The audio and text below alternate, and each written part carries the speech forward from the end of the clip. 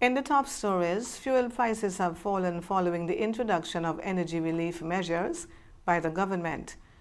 Regionally, Guyana's territorial dispute with Venezuela heads to the International Court of Justice next month, and on the international scene, 50 countries are meeting in Colombia to push for a faster global shift away from fossil fuels.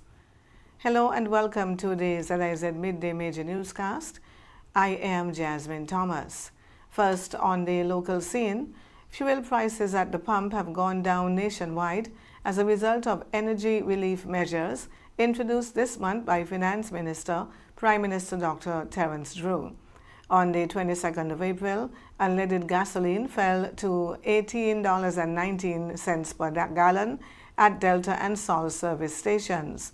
This is a reduction from $18.42 at Delta and $19.30 at Sol just over a week ago. The drop follows the government's decision to cut the excise tax on gasoline by 50% from EC $1.95 to 98 cents per gallon until the 31st of July. The measure represents a fiscal commitment of approximately 1.2 million EC dollars. A further reduction in the customs service charge on gasoline from 6% to 3% will take effect at the pump shortly when new fuel shipments arrive. The St. Kitts and Nevis is hosting the 2026 IHF North American and Caribbean Handball Confederation Beach Handball Championships, with competition now underway at the St. Kitts Marriott Resort Beach Courts. 10 teams are competing in the men's tournament and 7 in the women's. Joining host nations St. Kitts and Nevis are the United States, Canada, Haiti, Antigua and Barbuda, Trinidad and Tobago, Dominica, Mexico, and Puerto Rico. Ahead of the tournament, head of the local organizing committee, Fitzroy Clark, said he was pleased with the federation's preparations. Preparation has been coming along smoothly. However, of course, like in anything else, there will be a number of hiccups, but we are managing to overcome and push forward. This is the first time a tournament of this magnitude has been hosted in the Eastern Caribbean. Just ask Marriott. You look at the lobby today, you were unable to pass today towards tourism sector. Just ask Marriott. You look at the lobby today, you were unable to pass. Today, 23rd, is official arrival day, although we would have had a number of teams that came in prior. The lobby was crazy today here at the Marriott. We have over 115 rooms presently booked with over 210 persons thus far.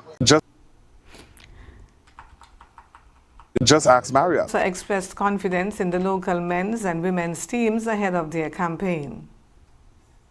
I think we would have brought in a coach from Uruguay, and he has been working with the team for about 2 weeks, and he is excited, he is optimistic. He thinks that the team is going to do better than they did previously. He discussed with us and as LOC and executive the bright spots that he has seen and thinks that the team will definitely do better than it did last time. Fitzroy Clark. And young people across St. Kitts and Nevis are being invited to have a direct say in shaping a major summer program aimed at keeping youth positively engaged during the school break. The National Secretariat for Human Security and Well-being is calling on youths between the ages of 14 and 20 to complete a national survey as part of the Own Your Summer 2026 initiative. The survey is designed to give young people a voice in the types of activities and opportunities offered during the summer months. The program is being developed in partnership with summer camps, businesses, and community organizations across the Federation. Own Your Summer forms part of a broader effort to reduce crime and violence through prevention and positive engagement. Officials note that the summer period can present heightened risks for young people with less structure and greater vulnerability to negative influences. The program aims to address that through sports, mentorship, skills development, and internships. Organizers say its success depends on hearing directly from young people first. And now for a look at news on the regional scene. Guyana's territorial dispute with Venezuela will move to oral hearings at the International Court of Justice in The Hague next month. Attorney General Anil Mandal will join Guyana's team of international lawyers for the hearings, which are scheduled to run from the 4th of May to the 8th of May. At the start of the case is Guyana's bid to have the court confirm the validity of the 1899 arbitral award, which established the international boundary between the two countries. Venezuela accepted the boundary for more than 60 years before reversing its position on the eve of Guyana's independence in 1966, when it claimed more than two-thirds of Guyanese territory, including the mineral and forest-rich Essequibo region. Guyana brought the case to the ICJ in March of 2018. In 2019 and 2022, Venezuela twice sought to have it dismissed on jurisdictional grounds, but both attempts were rejected. In December 2023, the court ordered both countries to refrain from any actions that could disturb Guyana's administration of the disputed territory while the case remained open. Travelers between Trinidad and Tobago could soon pay between $960 and $1,000 Trinidad and Tobago dollars for peak period flights under a new government proposal.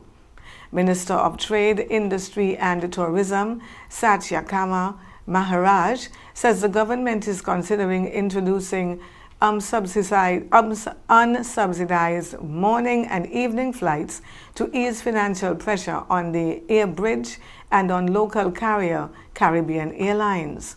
Under the proposal, passengers would be able to purchase guaranteed return seats at market-based rates. Currently, a return ticket on Caribbean Airlines between the two islands costs $400 Trinidad and Tobago dollars. On the international scene, around 50 countries have gathered in Colombia today for a summit aimed at accelerating the global shift away from fossil fuels. The 5-day conference, co-hosted by Colombia and the Netherlands, brings together ministers, academics, and civil society groups to discuss how to move beyond oil, gas, and coal in a way that is just and equitable. It runs until April 29. The meeting reflects growing frustration that decades of UN climate negotiations have failed to directly address fossil fuel production, the main driver of global warming. Unlike formal UN talks, the summit will not produce binding commitments. The goal is to build coalitions of countries willing to move faster on phasing out fossil fuels.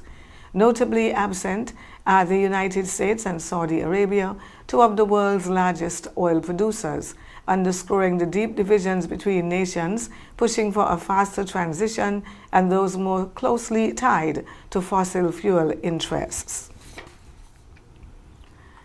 And companies are paying as much as $4 million to secure priority passage through the Panama Canal as the closure of the Strait of Hormuz drives a seismic shift in global shipping routes.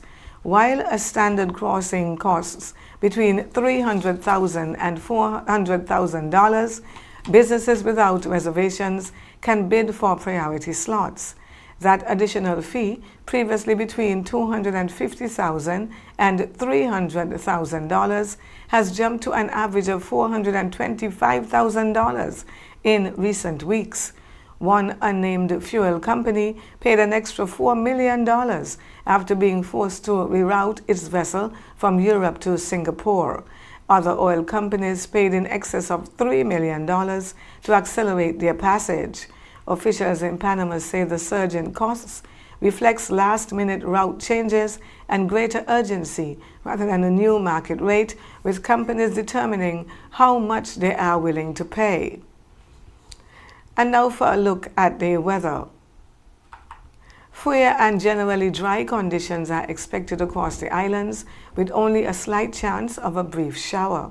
Temperatures will reach a high of 29 degrees Celsius or 84 degrees Fahrenheit, with a low of 23 degrees Celsius or 73 degrees Fahrenheit.